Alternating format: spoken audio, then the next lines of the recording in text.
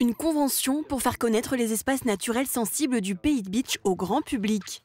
Un partenariat vient d'être signé entre la communauté de communes et le département de la Moselle. 2 sentiers pédagogiques seront créés.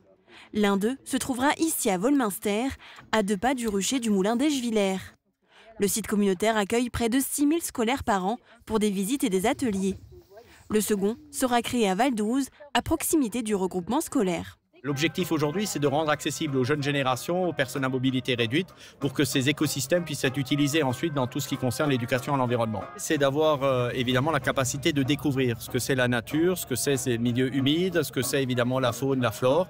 Ces 2 sentiers seront créés avec la même, l'association mosellane d'économie montagnarde, et Matec, Moselle Agence Technique. Le projet comprend la mise en place de plus de 2000 mètres de chemin partagé avec 21 stations d'interprétation ludique. Il va y avoir comme un observatoire ici qui sera un peu plus loin, qui permettra d'observer au plus près la roselière, avec par exemple des cônes d'écoute pour pouvoir écouter. L'objectif de ce sentier, c'est aussi qu'il soit ludique et attractif pour les enfants. Le coût de ce projet, porté par la CCPB, s'élève à 960 000 € hors taxes. Elle bénéficie d'une aide du département à hauteur de 50%. Pour nous, il est important de favoriser l'attractivité de ce territoire pour qu'il soit une destination touristique, mais aussi pédagogique, en direction de nos enfants, de nos élèves, des écoles élémentaires, de nos collèges, de nos 90 collèges publics et plus de 10 collèges privés, et de nos établissements scolaires et de formation professionnelle. L'ouverture de ces sentiers pédagogiques est prévue pour l'été 2026. Une 3e fleur pour Étain. Le village de 700 habitants a récemment reçu cette nouvelle labellisation. Après le passage du jury le mois dernier, la commune s'est vue attribuer cette distinction après une étude élargie. Pour l'obtenir, il fallait répondre à plus de 60 critères concernant le patrimoine végétal, la gestion environnementale ou encore la qualité de l'espace public. Des critères auxquels les agents municipaux ont su répondre avec la création notamment de nouveaux espaces. Nous avons aménagé une dizaine de sites. Certains ont été remodelés, d'autres ont été créés. Nous avons créé par exemple 3 nouveaux parterres avec des vivaces. Nous avons aménagé de manière complémentaire les autres sites existants avec plus de couleurs, plus de variétés. Nous avons créé un nouveau poumon vert au centre du village au carrefour pour développer nos capacités d'embellissement, notre patrimoine floral et arbustif. Un travail de longue haleine puisque cela fait plus de 10 ans que le maire et ses agents œuvrent pour l'amélioration du village d'Étain. Cette nouvelle fleur vient récompenser tout ce travail effectué sans pour autant s'arrêter à cette étape. L'objectif, c'est maintenant de rester à ce niveau-là, c'est-à-dire que cette démarche qui n'est finalement qu'une démarche d'amélioration continue du cadre de vie, la maintenir à ce niveau, chaque année, rajouter peut-être une petite couche décorative, maintenir ce niveau d'embellissement. Même si cette 3e fleur est dès à présent confirmée à Étain, il faudra tout de même attendre le mois d'octobre et la cérémonie officielle de remise pour l'avoir exposée sur les panneaux du village. Des rainettes grises du Canada, des acanes ou encore des delbars jubilés. Les toutes premières pommes rougissent arrivent enfin à maturité. La saison des récoltes peut enfin débuter pour ces premières variétés, des récoltes qui s'annoncent plutôt favorables cette année au verger collectif de Rothes. Nous avons profité d'une belle saison, on va dire, arboricole depuis le début du printemps, depuis la floraison. Nous n'avons pas eu d'événements climatiques qui ont perturbé la pousse des fruits et la formation des fruits, ce qui fait qu'aujourd'hui nous avons une belle récolte. Et on sait que la belle récolte, elle est réussie à partir du moment où les fruits sont dans le panier. Au total, 70 espèces sont plantées ici sur ce verger collectif. Il est partagé aujourd'hui par une quarantaine d'arboriculteurs. Chacun récolte ses propres fruits, mais avant de procéder à la cueillette, il faut s'assurer du bon état de santé des pommiers. Dans cette saison-là, ce qui est d'actualité, c'est le fait de venir faire un entretien sanitaire. Donc d'enlever déjà tout ce qui est pourri, qui est attaqué, par le carpocaps ou par la moniliose. On a eu les attaques d'hyponomeutes, par exemple, qui sont des chenilles qui se forment autour des branches des pommiers et qui mangent les feuilles. Et donc, comme l'arbre se nourrit par les feuilles, eh bien, ma foi, il faut éviter d'avoir ce genre de ravageurs et il faut les enlever. On les a enlevés à la main ici à Rothes. Ces premières variétés de pommes pourront être conservées pour l'hiver ou utilisées dans la production de jus de pomme. Un premier atelier sera d'ailleurs proposé le 8 septembre prochain par le syndicat des arboriculteurs à Humbarroot.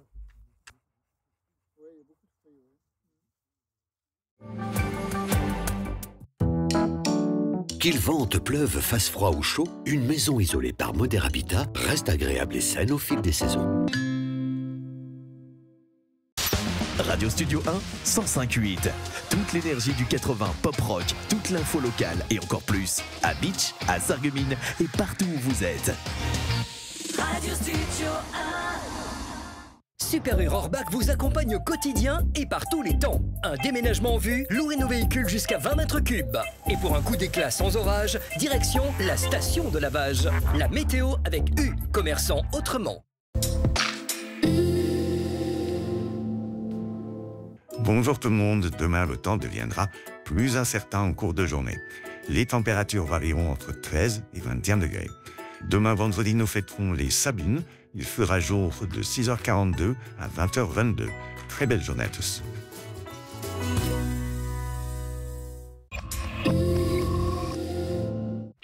Quand j'écoute de la musique, mes écouteurs ne tiennent pas bien. Qu'est-ce que je peux faire ?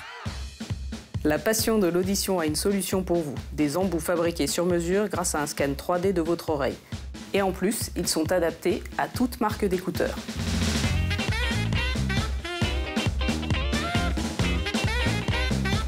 Le CFA BTP Moselle est à Sarreguemines, avec 7 formations accessibles en apprentissage et en formation continue dans les domaines métier du plâtre et de l'isolation, carreleur et mosaïste, peintre applicateur de revêtement, génie climatique, maçonnerie et maintenance des bâtiments. Inscription ouverte toute l'année par téléphone au 03 87 63 71 08.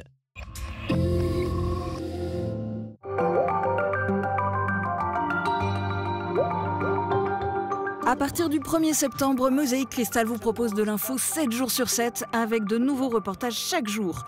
Retrouvez aussi vos programmes préférés, Hop là, à la découverte du territoire, Café Grenzel avec nos amoureux du Platte, Grenzenlos, focus sur des thématiques transfrontalières, En immersion, à la découverte d'un métier, Histoire d'histoire sur les traces de notre patrimoine, Polygone pour des discussions animées. Rendez-vous tous les jours à midi pour une nouvelle émission multi-rediffusée jusqu'au lendemain. Bonne rentrée avec Mosaïque Cristal.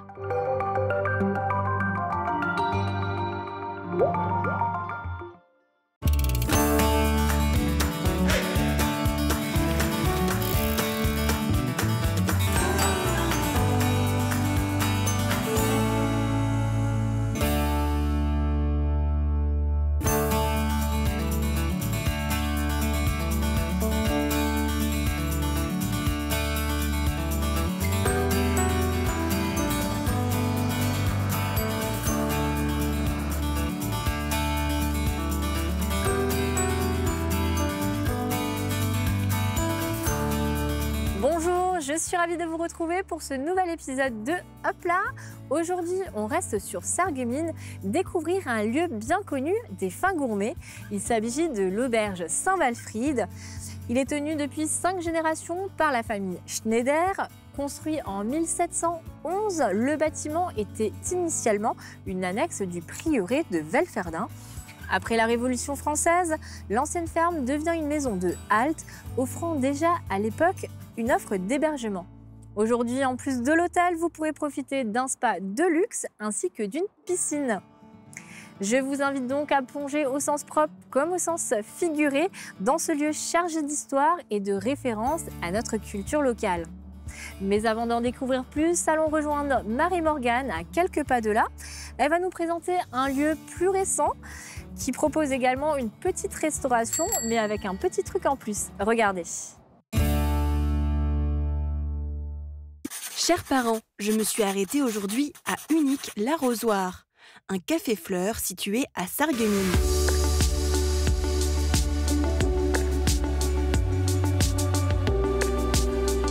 Côté café, ici on peut profiter de la petite restauration tout au long de la journée, du salé comme du sucré, à n'importe quelle heure. Un concept qu'on retrouve plus couramment dans les grandes villes. On cuisine tout le temps et on cuisine en fait avec de l'épicerie fine, italienne. Et en fait, ici, il n'y a pas d'endroit pour conserver quoi que ce soit. En fait, on a un frigo, donc ça rentre à la semaine. Et en fait, tout le temps, on tourne, on a tout le temps des nouveautés, on a tout le temps du changement. En fait, ça s'appelle unique l'arrosoir parce que l'idée, c'est de pouvoir changer, que ce soit unique, qu'on n'ait pas l'impression d'avoir toujours la même chose. Côté fleurs, ici, toutes les plantes en décoration sont à la vente. L'unique l'arrosoir a été ouvert en juillet 2024 par Sarah Bartholomé, qui possède déjà 2 magasins de fleurs et un salon de coiffure de luxe à Sarreguemines. Elle est aussi décoratrice d'événements. Pour la gestion du café, 5 personnes ont été recrutées. Et en fait, ici, vous retrouvez les plantes de notre magasin de fleurs. Vous pouvez privatiser pour des événements, puisqu'en fait, on a beaucoup de gens qui privatisent pour des baptêmes. J'ai déjà fait un petit mariage ici. Donc voilà, l'idée, c'est que toutes les activités se répondent et qu'on puisse en fait proposer une satisfaction complète. Sarah ne compte pas s'arrêter là. La licence de la marque est déposée. Son objectif est maintenant de devenir franchisée dans d'autres villes.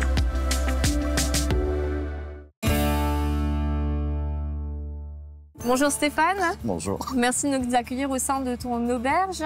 Alors tu es le propriétaire de ces lieux et aussi le chef étoilé du restaurant qui s'y rapporte. Oui. Avant d'en découvrir un petit peu plus sur ton parcours, on va s'intéresser à l'histoire de cette auberge. Ce lieu mérite qu'on s'y attarde un petit peu plus. L'auberge a été édifiée en 1711, c'est ça? Oui, c'est bien ça. C'était une ancienne dépendance du prieuré des moines de l'abbaye de Tholey. Oui. Et pourquoi ce nom de Saint-Walfrid alors? C'est ma mère qui l'a choisi dans les années 70 en relation avec le prieuré justement et l'église du village. D'accord, ok. Et le nom Walfrid aussi a été repris pour le nom du village? Il y a différentes versions, oui.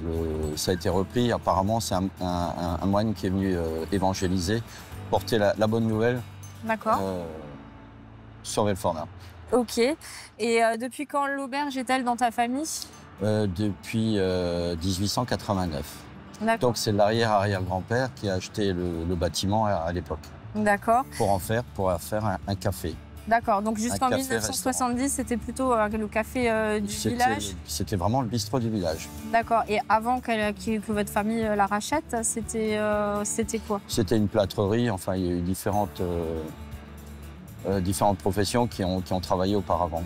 D'accord, une plâtrerie alors? Une plâtrerie, oui. Ok, ça, entre autres. Ok, ça je ne le savais pas. On va s'arrêter là pour reprendre avec ton parcours juste après. Maintenant, ce que je te propose d'aller voir, c'est notre pastis sur les traces de l'histoire consacrée à la cité ouvrière de Roulin. Regardez.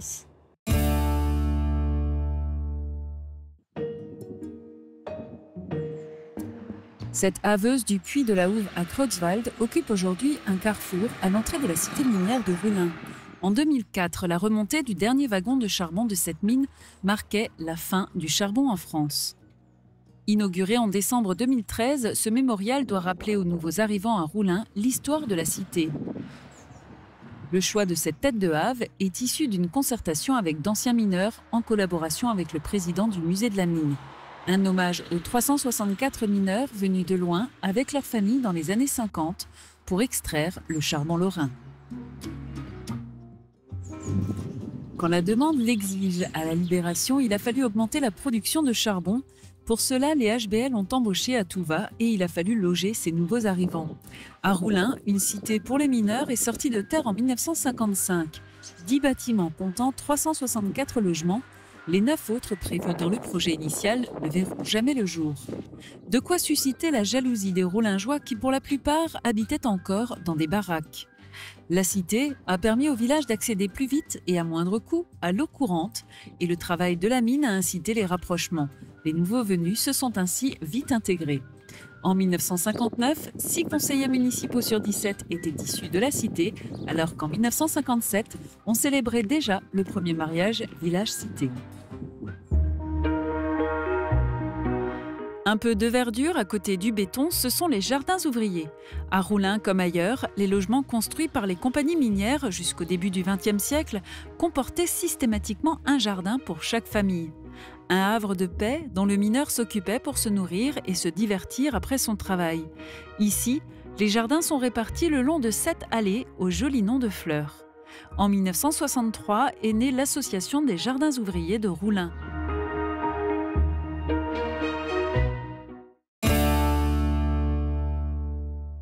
Avant de pénétrer dans la cuisine, on va s'attarder un petit peu dans la salle de restauration, si tu m'y autorises.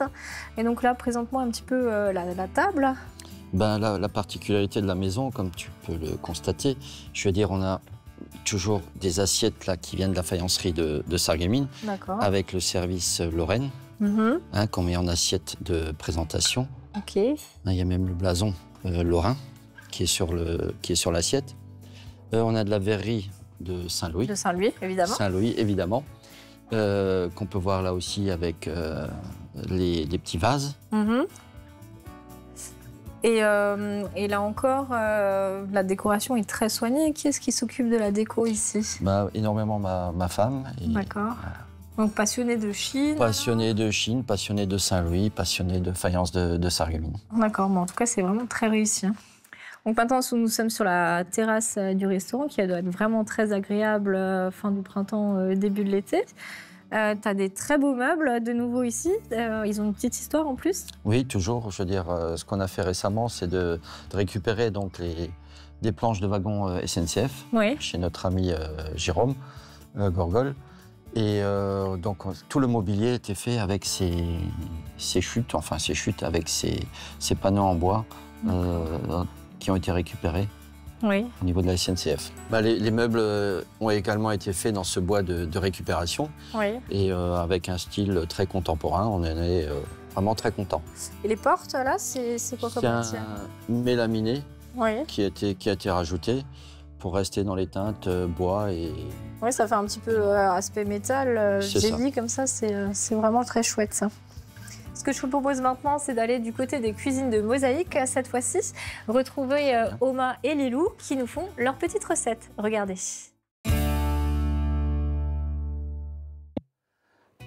Bonjour Lilou. Bonjour Oma. Ça va bien?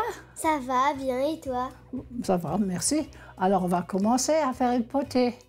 Pour cela, il nous faut des carottes, des pommes de terre, du chou, des saucisses, des viennoises, des saucisses à frire, du lard, des saucisses à cuire, des oignons, un oignon, de l'ail et un bouillon cube. Je mets un peu d'huile, je coupe l'oignon. On va d'abord mettre les carottes après, parce qu'elles mettent plus de temps à cuire. Ma mission est de remuer les oignons et l'ail. Oui, remue, il ne faut pas que ça brunisse, hein, s'il te plaît. Oui. Maintenant, nous coupons le chou.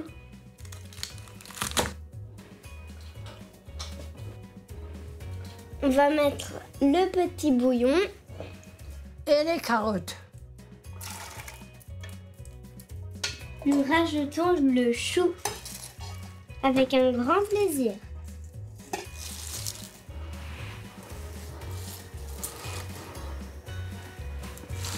Je coupe les pommes de terre pour mettre avec le chou, ça donne une potée. Il faut des pommes de terre, des carottes, du chou, oignons, ail. Et du sel. On rajoute les pommes de terre et le reste du chou.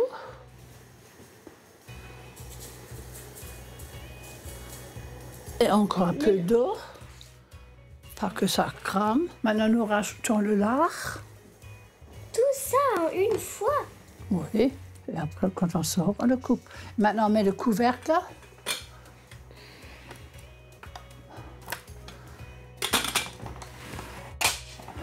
Quand il y aura la vapeur qui sort, on la laissera bouillir 40 minutes et puis elle est prête.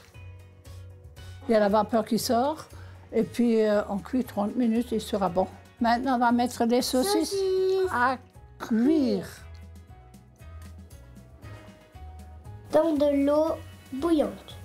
Oui, et on les laisse 10 minutes. Maintenant, on va essuyer les saucisses à frire et on va les mettre dans la poêle. Saucisses à frire.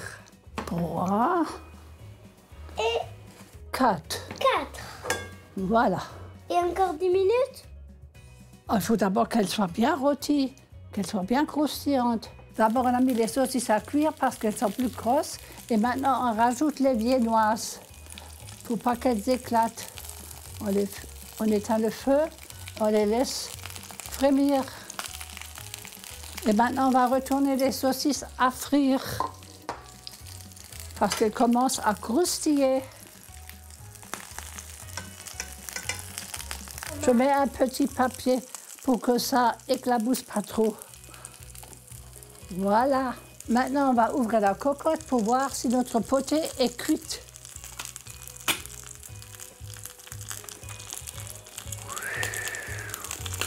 Oh là là là là. C'est excellent. Voilà. Je vous souhaite à tous un très bon appétit. Bon appétit.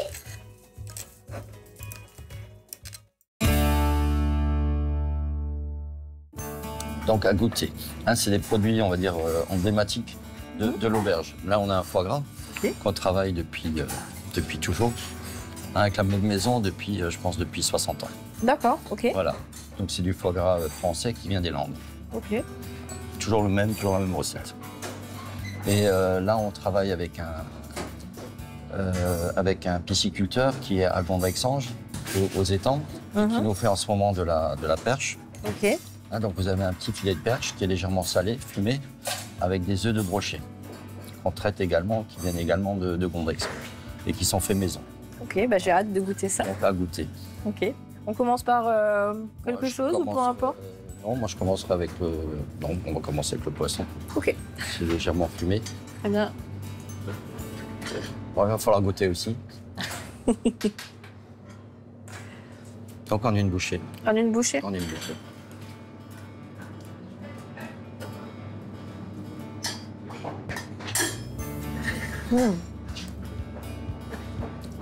Et le côté fumé qu'on retrouve sur les œufs de brochet.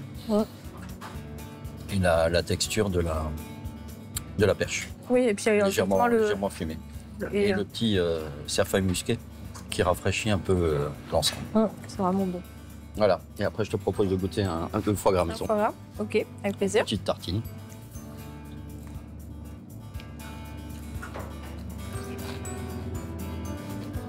Ah bon. C'est un classique. Toujours aussi bon, mais c'est un classique. Ah bon. Un foie gras à la fraîche. Parfait. Un petit café. Non, merci. Donc, nous sommes enfin dans ton antre, Stéphane, donc les cuisines de ton restaurant, et qui a donc reçu une étoile au Michelin, c'est ça? C'est ton père qui, le premier, décroche cette médaille en 1977. 1977, oui. D'accord. Et tu rejoins en 1986 ton père, après avoir été formé par de grandes maisons comme le Crocodile à Strasbourg ou la Palme à Cannes. La Palme d'Or, oui, à Cannes à l'époque, oui. D'accord. Tu as officié dans d'autres restaurants avant de revenir? Oui, j'étais un tout petit peu à Reims, à Colmar. D'accord. J'ai fait mon service militaire. Ok. Où tu étais cuisinier alors? Oui, j'étais cuisinier. Oui. D'accord, ok. En ministère. Ok, très bien. L'étoile est malheureusement perdue en 1994, mais en 1998, vous fêtez le retour de cette étoile. Donc c'était vraiment important pour vous de... Ça a été compliqué de la perdre. Oui. Et après, ça a été un bonheur de la retrouver. D'accord, ok. Quels sont les critères justement pour l'obtention d'une telle distinction? Ça, je crois que le mieux, c'est de demander à Michelin quand même. D'accord. Parce que les critères varient quand même énormément. D'accord. Mais bon, c'est quand même l'assiette qui prime. D'accord, ok. Quelles sont tes inspirations? Moi, je travaille énormément les produits locaux. Oui. Donc ça dépend de la saisonnalité. Et je m'adapte à la saisonnalité. Et au niveau des fournisseurs, alors tu vas te fournir dans le On a pratiquement, on va dire à 95%, tous nos fournisseurs sont vraiment locaux. D'accord. On a des maraîchers du 57, maraîchers bio, oui. Dans le 57, dans le 67, oui. Qui sont à une vingtaine de kilomètres. D'accord. Même pour la viande, on a un élevage qui s'appelle l'élevage Noël à Vionville, qui nous fournissent la viande de bœuf, la viande de veau. D'accord. Ok, très bien.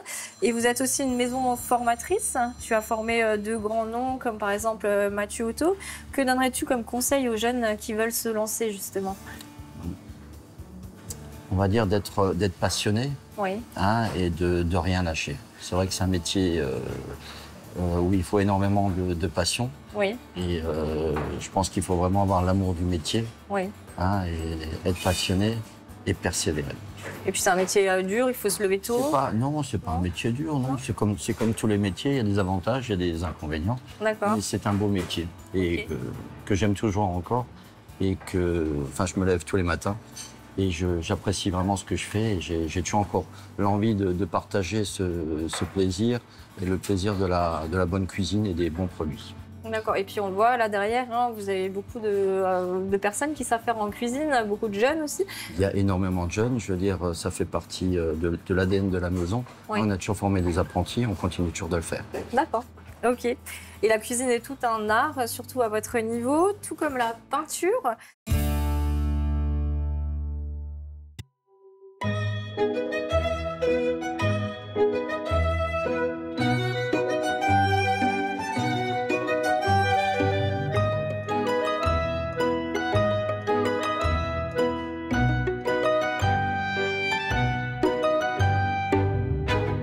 Je viens de Götzenbrück.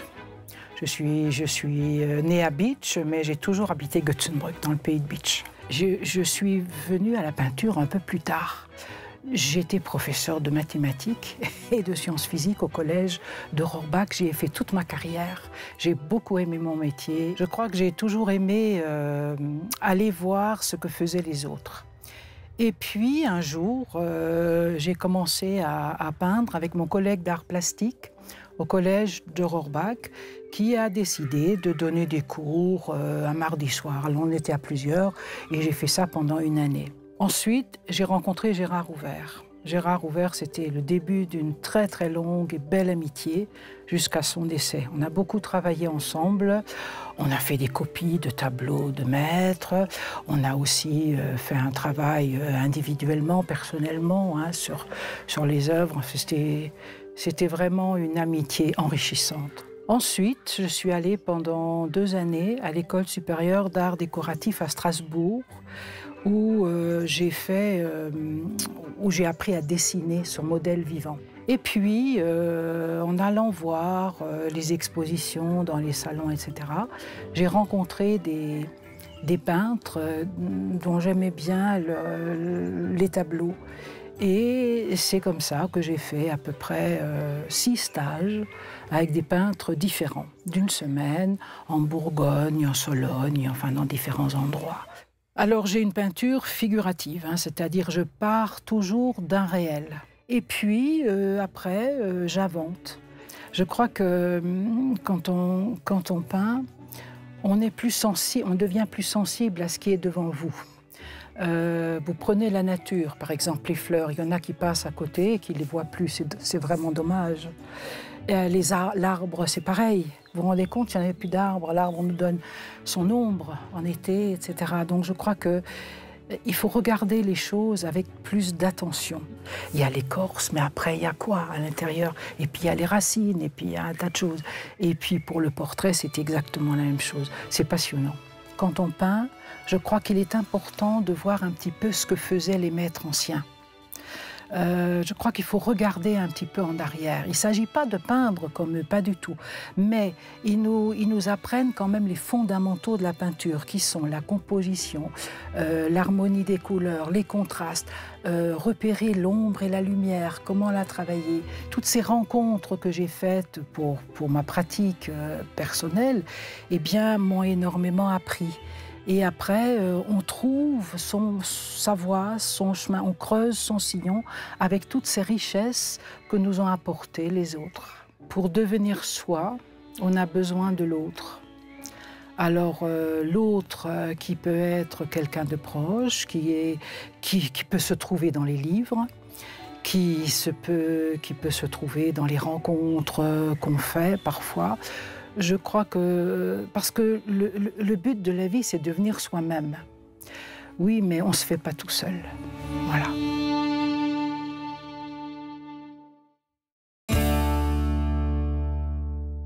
Nous sommes sortis des cuisines pour venir maintenant dans la partie hébergement. Ton hôtel spa se distingue avec 4 étoiles, c'est ça? Oui, 4 étoiles tourisme. Ok. Et vous avez agrandi la partie hébergement en 2019 pour doubler sa capacité d'accueil. Comment est-ce que ça s'est goupillé tout ça? Bon, on avait toujours l'envie de rajouter quelques chambres. L'espace était disponible. Oui. Et donc on en a profité. Et donc combien tu as de chambres au total? Donc maintenant on dispose de 22 chambres. 22 chambres et avant donc... La moitié. Voilà, tout simplement. Donc là, on est dans une chambre qui a pour thème Cristallerie Saint-Louis. Oui, c'est ça? C'est la chambre Firmament, c'est notre suite. Ok, et donc à chaque fois, il y a des petites touches comme ça dans les chambres. On a de la faïencerie aussi. On a toujours à l'honneur la faïencerie de Sarreguemines, Cristallerie de Saint-Louis et les peintres locaux. Vous avez apporté une touche de modernité tout en conservant le caractère authentique. Il fallait oser le mariage pierre et cuivre. Et au final, c'est vraiment très réussi. On voulait garder une certaine continuité avec l'ensemble du bâtiment donc, qui est ancien et lui ramener un tout petit peu de modernité. Donc on a opté initialement, moi je militais avec ma femme pour du Corten. Oui, c'est quoi comme... Le Corten, c'est du fer, mais qui a cet aspect un tout petit peu rouillé. D'accord. Et ma femme voulait à tout prix du cuivre, donc on a évidemment mis du cuivre. D'accord. Et c'est vrai qu'au départ, le cuivre était beaucoup plus brillant, beaucoup plus roux un petit peu, et maintenant il a terni. Mais c'est un choix aussi esthétique. Il a pris sa patine, oui, bien sûr. Ouais, mais c'est très beau comme ça en plus. Donc là, on se trouve devant une magnifique pièce, très grande, très imposante, de la faïencerie de Sarreguemines. Où est-ce que vous trouvez ce type de pièce? C'est des pièces qu'on a acquises il y a déjà quelques années, parce que c'est vrai que ça devient de plus en plus rare. C'est des pièces qui sont chez vous depuis très longtemps? Des pièces qui sont chez nous depuis très longtemps et qu'on n'a jamais réussi à mettre en avant. Et on en a profité pendant ces travaux de réhabilitation de mettre tout ce qu'on a collectionné, tout ce qu'on a chiné à droite et à gauche, dans le but de les mettre de les proposer dans nos chambres. Donc c'est de la Chine alors? C'est que vraiment des objets qui ont été chinés. D'accord, ok. Et donc là on peut voir aussi un cendrier et puis des coupes. Donc on est dans la chambre Firmament et avec le service Firmament, qui malheureusement n'est plus fait mais qui était toujours, qui est magnifique. Donc il a vraiment de la valeur, c'est précieux? C'est toujours précieux. Oui, il ne faut pas le casser. Il ne faut pas le casser, il faut éviter. Donc là, on se trouve dans une nouvelle chambre avec un autre thème. Donc avant, on a vu, c'était thème faïencerie de Sarreguemines et puis cristallerie Saint-Louis. Et là, vous avez choisi de mettre à l'honneur les peintres lorrains, c'est ça? Oui, c'est bien ça. Donc ma passion, ma passion, ça a toujours été la faïencerie de Sarreguemines. Oui. Ma femme, qui est originaire de Saint-Louis, sa passion, c'était la cristallerie de Saint-Louis. Ok, parce qu'elle est originaire de Saint-Louis, d'accord. Son père est originaire de Saint-Louis. Voilà, d'où cette passion de la cristallerie de Saint-Louis. Et notre passion commune, ça a été la peinture. Et notamment les peintres lorrains qu'on retrouve ici. Et comment est-ce que vous avez choisi ces peintres? Par goût. Voilà, c'est des choses qui nous ont touchés et je pense, qui nous ressemblent. D'accord. Et quel nom de peintre on peut retrouver donc ici, on a la suite junior Weissbusch. Il y a la suite junior Hiller qui est juste en face. Qui sont sur le même schéma à chaque fois avec des peintures des artistes. D'accord, et puis c'est aussi un beau lieu d'exposition en fait pour tous ces peintres. Oui, notamment pour Monsieur Flickinger, qui nous a fait la joie et le bonheur de mettre à disposition ces toiles qui décorent une des chambres et l'ensemble de l'hôtel. D'accord, elles sont vraiment belles en plus. Merci. Donc là, tu viens de nous emmener dans une troisième chambre. Tu m'as dit avant que c'était la chambre de ta sœur en plus, c'est ça? Oui. Et le petit lit derrière, il a aussi une histoire? Oui, bien sûr. C'est le lit de mes parents. Voilà, qu'on a repris, qu'on a customisé un tout petit peu. C'était pas comme ça. Il y a même les chevets qui correspondent à ce lit-là, comme la commode et l'armoire qui est là. D'accord. Toi qui es un enfant de Belferdin, tu dois certainement parler le Platz. Ja, natürlich. Ok. Alors découvrons ensemble une expression en Platz. Regardez.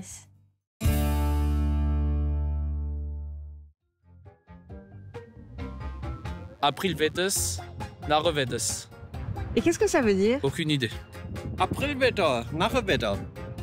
Und auf Französisch? Das weiß ich jetzt nicht. Also, April, schlechtes Wetter und alles durcheinander. Aprilwetter, Nachwetter. Et qu'est-ce que ça veut dire? Temps d'avril, temps de cochon, quoi. Aprilwetter, Nachwetter. Et qu'est-ce que ça veut dire? Alors là, April. April, c'est peut-être le mois. Et Nare, c'est des fous, et April, c'est le mois d'avril. Temps d'avril, temps des fous, voilà.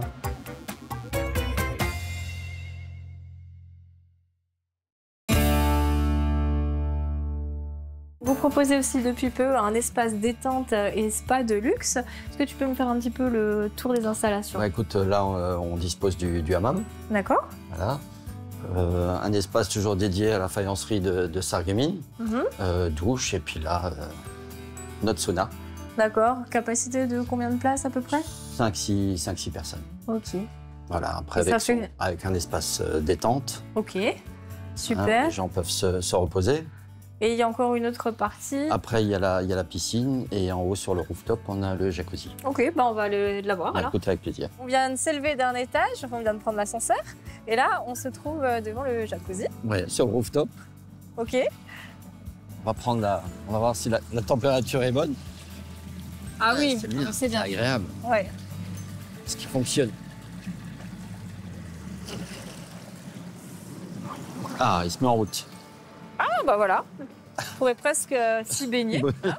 On vient de reprendre l'ascenseur pour redescendre de 2 étages, et là, on se trouve devant l'entrée de la piscine qui donne sur l'extérieur. Là encore, on retrouve la faïencerie de Toujours la faïencerie de Sarreguemines, les lustres de Saint-Louis. Ok. Toujours chinés, customisés. Ouais. Donc avant, ils étaient tout blancs, c'est ça? Qu'est-ce qu'ils ont fait comme modification alors? Ils étaient tout blancs. Là, on a des bras maintenant qui sont colorisés. Ouais. Je veux dire, on a également les pampilles qui ont été reprises. On a des coupelles de couleurs. Enfin, c'était un peu modernisé, on va dire. Et les couleurs rappellent un petit peu les couleurs du fauteuil? Exactement. D'accord. On va passer à l'extérieur, là? Avec plaisir. Certains préfèrent ce type d'installation pour se détendre, d'autres préfèrent quelque chose d'un peu plus dynamique. Ce que je te propose maintenant, c'est justement d'aller voir le club de country de Sarreguemines. Regardez.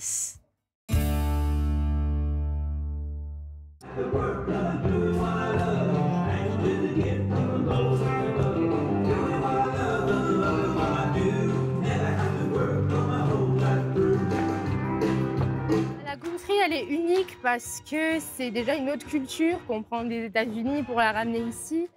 Et on peut la danser en couple et individuelle, c'est ça qui change des danses de salon. Voilà, ce qui me plaît, c'est la convivialité, les amis, les connaissances. Et c'est le fait de danser, de faire ce qu'on aime. Ce qui est difficile, c'est parfois trouver son rythme, trouver sa place entre les débutants, les intermédiaires, les novices, parce qu'on a plusieurs niveaux. Il faut retenir surtout les pas, c'est ce qu'il y a de plus difficile. Hein.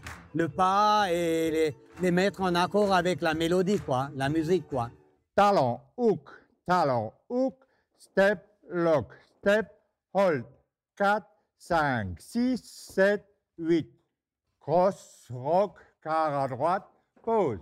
On commence à décortiquer les pas parce qu'une danse débutante a en général 32 comptes, c'est-à-dire 32 pas de danse, donc c'est par section de 8. Une fois que vous avez fait les 8 premiers, vous avez bien décortiqué, vous refaites la deuxième section, la troisième section, la quatrième. Et ensuite, vous faites les 4 sections ensemble. Quand vous pensez que tout le monde arrive à les faire, vous mettez la musique et on la danse.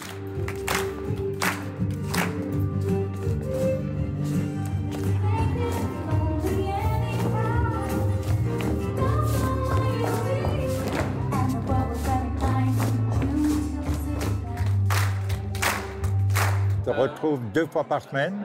Donc le mardi, on danse à Calousse. Et le jeudi, donc c'est ici dans la maison de quartier à Beau-Soleil. Le club, il compte 118 membres. La moyenne d'âge, c'est 60 ans.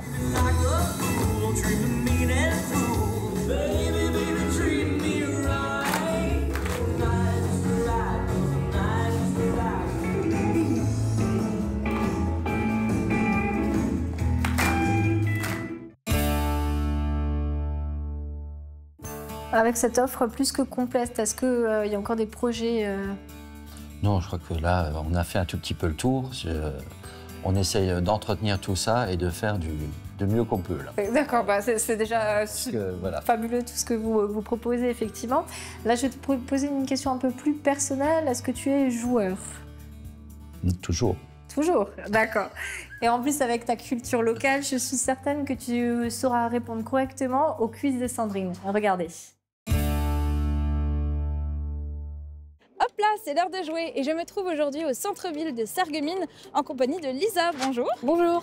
Alors, j'ai une petite question pour vous. Est-ce que vous êtes originaire du secteur? De quelle ville? Oui, je suis originaire de Forbach, précisément, mais j'habite à Sarreguemines. Ah, d'accord, très bien. Oui. Donc, je vais vous poser une petite question. Est-ce que sur cette carte, qui est le territoire de l'arrondissement Sarreguemines Beach, est-ce que vous arriveriez à replacer Sarreguemines? Je vais vous donner un stylo. Vous avez le droit d'écrire sur la carte, sur la vitre. Hein. Ok, je vais peut-être plus me placer là, je pense. Oui, le territoire de Sarreguemines, c'est là. Alors, c'est une grande commune, Sarreguemines. Donc ça c'est quoi tous les points? Alors, en fait, tout le territoire ici, c'est Sarreguemines. Chaque point, c'est une commune. Et tout le territoire ici, c'est Beach. Par exemple, ici, c'est Beach. Et puis, à côté, on a Montbronn, Enchambert, Lemberg. Okay. Et ici, la même chose sur le territoire de Sarreguemines. Sarreguemines, alors. Ouais. Ouais, je vais le mettre là. Ici. Ok, oui, vous pouvez faire juste une croix. J'ai les réponses au dos. Voilà. Ok, alors, j'ai les réponses. On va regarder tout de suite. J'enlève ma petite feuille. Qui veut pas venir? Hop. Et vous avez coché Ambar. Ah, je vais vous montrer. C'était un tout petit peu au-dessus. Ok. Bon, bah, c'est pas mal quand même. Oui, ça va. Je vous ai pas donné beaucoup d'indices, j'avoue. J'avais une autre question aussi dans le jeu. En fait, c'est une question qui est issue du jeu du pays de Sarreguemines Beach. Je sais pas si vous connaissez, c'est un jeu de société qu'on peut retrouver dans les différents offices du tourisme aussi. Ok. Et en fait, je vais vous prendre une carte au hasard. Je vais prendre celle-ci, c'est une photo et je vais vous demander si vous connaissez cette salle et, et comment elle s'appelle. C'est une salle en fait qui est au musée... Musée de la faïence. Oui, à Sarreguemines. Ouais. La salle, je sais pas du tout, mais là, je connais cette salle, je suis déjà allée dedans, mais je connais pas du tout. Alors, elle porte le nom d'une chanson d'Henri Salvador. Henri Salvador. Non, ça vous dit rien? Ah, pas du tout, non. Alors, il s'appelle le Jardin d'hiver. Ok. Voilà. Donc vous savez, mais bon, vous avez déjà vu... Oui, je suis déjà rentrée dedans, j'ai même fêté un anniversaire là-dedans quand j'étais plus petite. Ah, trop fort. Mais franchement, le nom, ça date un petit peu. Au moins, vous saurez, Voilà. C'est le Jardin d'hiver et puis il avait été créé à l'époque par Paul de Geiger. Ok. Voilà, et j'avais une dernière question pour vous. Quelle est pour vous la meilleure activité à faire sur le territoire? Est-ce qu'il y a un endroit où vous aimez aller de temps en temps, peut-être l'été ou n'importe quelle saison? Moi, ce que je préfère faire, c'est plutôt me promener au bord de la Sarre, honnêtement, à vélo. C'est vrai que c'est pratique parce qu'on est à côté de la frontière du coup allemande. Donc c'est vraiment pratique d'aller en vélo et même sur la Sarre. J'ai déjà fait du kayak aussi sur la Sarre. Et franchement, c'était vraiment l'activité préférée que j'ai faite. Ok, super. Merci, j'espère que vous avez passé un bon moment dans notre compagnie. Merci. Et j'espère que chez vous aussi, devant vos écrans. Et je vous dis à la semaine prochaine pour de nouveaux défis. Et tu as aussi un petit potager que tu utilises les ingrédients que tu fais pousser un petit peu pour agrémenter ta cuisine, c'est ça? C'est plus qu'un peu. On s'en sert énormément. D'accord. Par exemple, qu'est-ce que tu utilises? On commence à avoir là des petites pensées, on commence à avoir les fleurs qui arrivent. On a également, qu'est-ce qu'on a? On a de la sauge, de la sarriette, il y a du thym, il y a du laurier, enfin tout ce qui agrémente les poissons et les viandes en ce moment. Oui. D'accord, ok. Merci beaucoup Stéphane en tout cas de nous avoir fait visiter toute ton auberge. C'était vraiment très intéressant. Ça me donne envie de prendre une petite nuitée d'ailleurs. Peut-être que ça donnera aussi envie à d'autres téléspectateurs d'en faire de même. Merci. Merci. Merci pour ta visite. De rien. De mon côté, je vous dis à la semaine prochaine dans un autre lieu et avec un autre invité. Et hop là!